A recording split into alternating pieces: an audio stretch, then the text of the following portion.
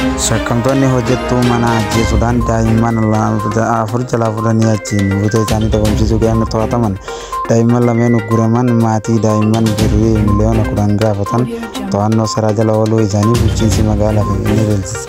Qajeelchi poolisii magaalichaa hojjettuu mana Habtaamuu Warquu jedhamtu mana keessatti sibiila qara qabuun waraanamtee ajjeefamuu daa'imman ganaatiinis beekan.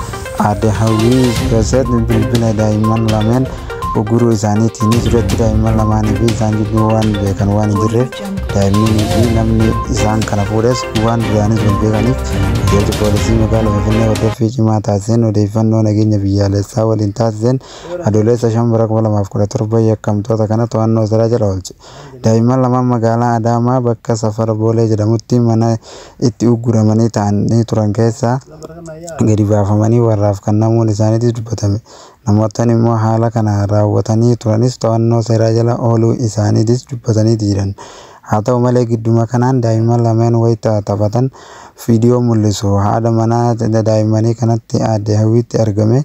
Qajeelchi poolisiitis haaluma kanaatiin to'annoo seeraa jala akkaaniif oolchus beeksisee ture. Daa'imman lameen kana immoo wareeganiif haadha manaa kana keessatti immoo hojjettuu manaa kana ajjeesanii booda daa'immanis akkaaniif ugguranis kan beeksisanii turanidha. Qajeelchonni kanaatiin alatti yakkoonni akkana heddummachaa kan turan poolisiin magaalaa Finfinnee yakka kana kan hojjetan maraafuu to'annoo seeraa jalatti akkaaniif oolfaman jechuudhaafis itti gaafachaa ture. Garuutu immoo haala kanaatiin poolisiin hawaasaa waliin ta'uun namoota kana erganiif to'annoo seeraa jala oolchuu isaatiinis beeksisee jira. Hojjettuu manaa kana immoo ajjeesanii galgala irraa sa'aatii 11 fi daqiiqaa 40tti isaanii gara Mataskaanaatti deemaa jirutu mul'ataman.